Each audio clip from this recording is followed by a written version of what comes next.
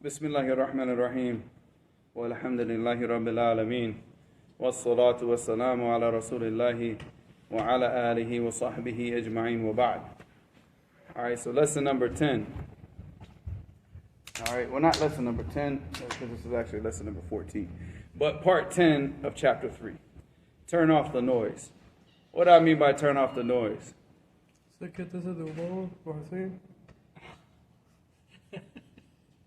Alright, so somebody has something in his heart for certain individuals. What does turn off the noise mean? Any distraction. It's distractions, and it's also hype. Because the thing about it is also if you are a very, very, very serious student of knowledge, the people will start praising you.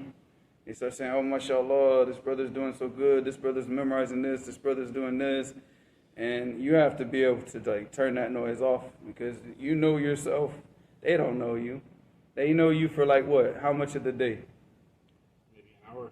Yeah, so if you start to put their assessments of you over your assessments of you, you're a loser. You're going to fail. You're going to fail, and you're going to become deceived. Because people, they see the part of you that you want to show them. Whenever you go out to the public, what are you showing the public?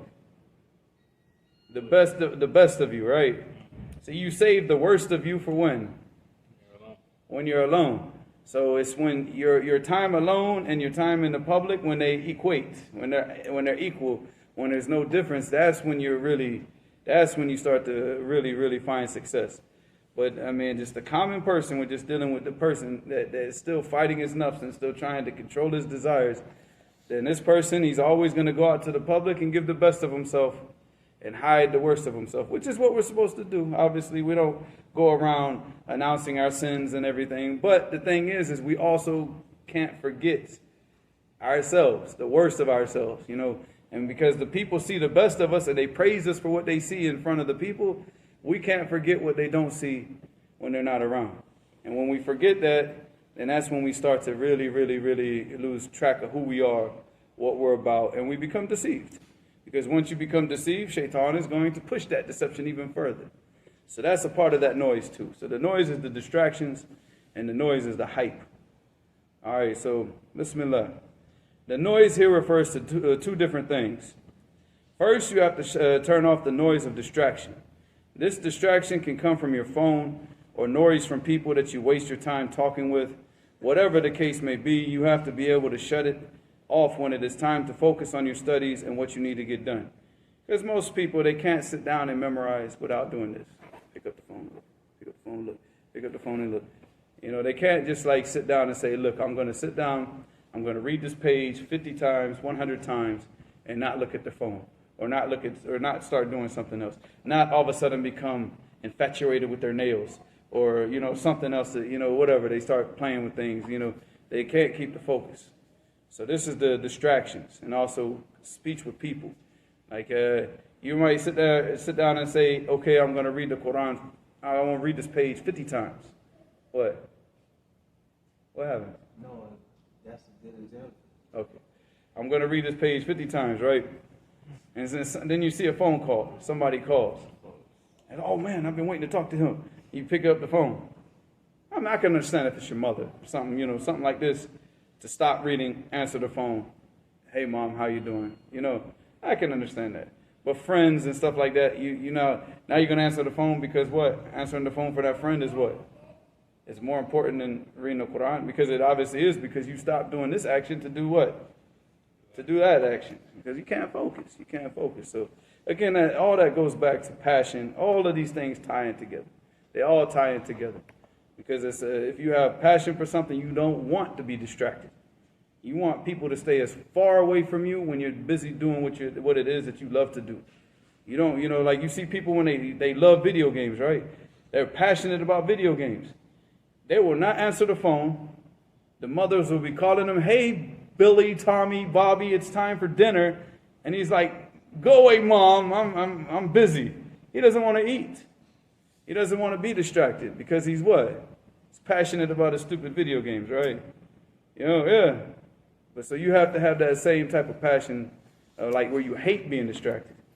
And that's how you're successful.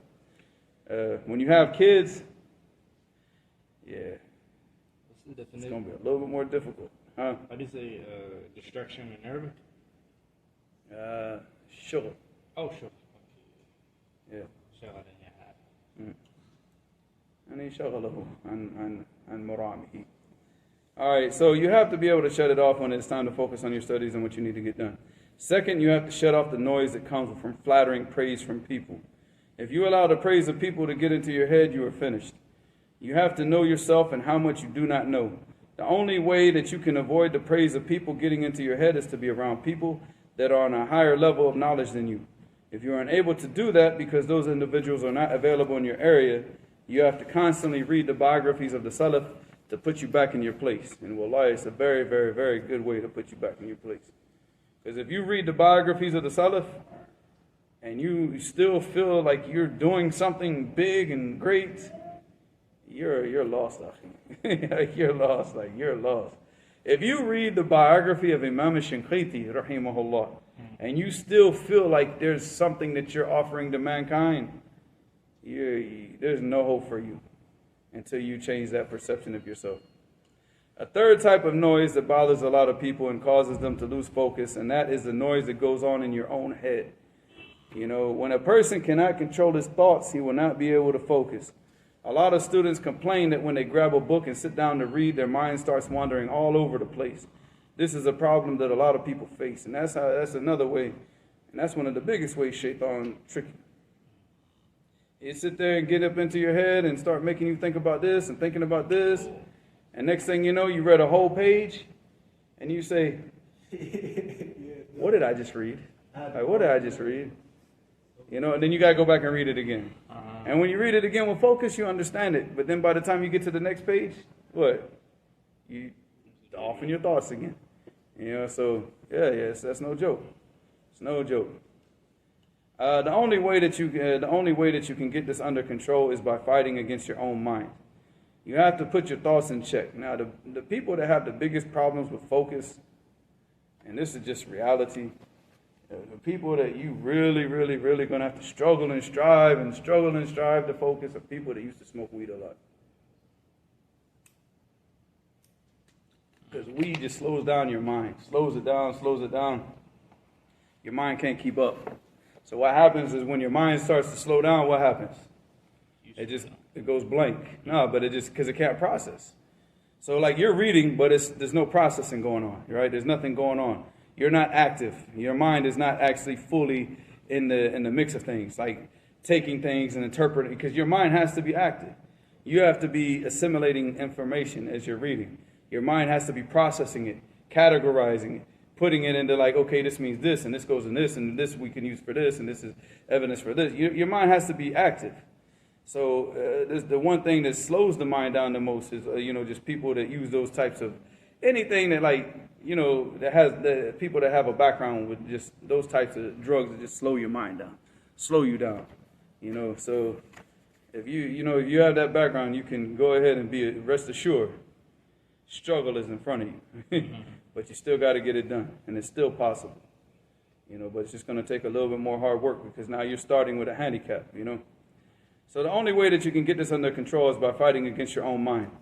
You have to put your thoughts in check. When you pick up a book to benefit from what is in it, Shaitan is going to try to get you to remember anything he can, so you put the book down. You will begin to remember something somebody told you 3 months ago.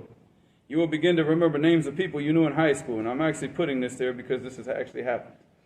I've been reading a book and I said, hey, I remember some kid in high school and I said, man, what happened to that dude, man? And next thing you know, I'm on Facebook looking this guy up. Yeah, it happens. It's happened so many times. And this is real. I'm telling you this from my own experience, right? You got to fight, akhi. You got to fight it. You will begin to remember money you owed a person and forgot about. Shaitan will remind you of anything to keep your mind busy with your thoughts and not the book. If you get your thoughts under control, Shaitan will send other people to waste your time. Because the first thing he's going to get you is you. He's going to turn you against what? You. Against you. You are going to become your enemy. Now, you control your nafs, you control your ideas, you control your mind, you control what's going on inside. So Shaitan's like, well, that ain't going to work. Hey, you're his son. Go mess him up. Go bother him. Go cry. Go do something. Go hit your brother. Go do anything just to get him away from that book. And it will do it. If he can't get it from your family, your neighbors or somebody, Shaitan is going to find the weakest link around you and use that person against you. And as you know, so Allahumma musta'an. Inna min azwajikum. What? إنما أموالكم وأولادكم. Yeah, إن من أزواجكم. سورة إنما أموالكم وأولادكم فتنة. No, I'm thinking of a different ayah. عدوا لكم. How does it? إنما أموالكم وأولادكم عدوا لكم فاحذروهم. Yeah, أموالكم. No, أولادكم. Yeah, not أموالكم. أموالكم عدوا لكم. No. إنما أزواجكم وأولادكم عدوا لكم فاحذروهم. I think you're failing the Quran test today. No, it wasn't that feeling. You said إنما أموالكم. Oh, then I didn't realize. عدوا لكم, like your money is an enemy to you. It can be. You become an enemy to Allah with how you use the money. You use it for usury, you become an enemy. All right. So it said if you get your thoughts under control, Shaitan will send other people to waste your time. You might notice that as soon as you pick up a book, this brother wants to visit you and that brother wants to talk to you on the phone. When you're not reading, nobody cares about you. Wallahi akhi. I'll sit there sometimes when I'm sick and I can't, because if I get like those sinus headaches, I can't read. So I just like sit back and maybe I listen to something or anything, but I'm not reading a book, right? No, I don't. Well, like I go hours and hours and hours and no messages on WhatsApp, no nothing. But as soon as I start to feel better and I pick up a book, message, this person calling, all over the place. And it's just the reality. Shaitan is he just, the way he works, he's got, thousands of years of experience. Thousands of years of experience. You got to understand, we're humans, right? Who was the first human ever created? Adam. We don't say that, bro. That's not funny. All right, Adam alayhi salam. First human that was ever created. Did Allah warn him about Shaitan? Of course. Okay, but he still got him, didn't he? So imagine from that time until now, and he's just been building up experience. So you're not dealing with like a rookie. You're not dealing with somebody who doesn't know what he's doing.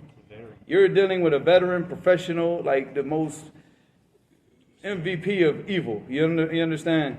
Like that's it. So he knows what he's doing. And the enemies, his junud, his soldiers that he sends out, they get praise from him based on what? How much evil they do. Yeah, how much evil and how much problems they cause you in your life.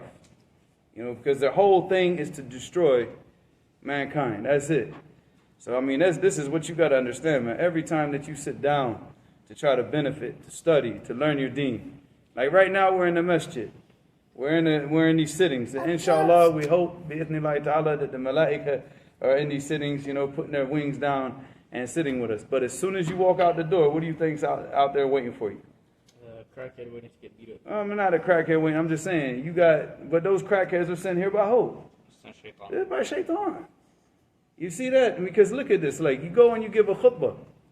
And this crackhead chooses the time right at the end of the khutbah to come and steal.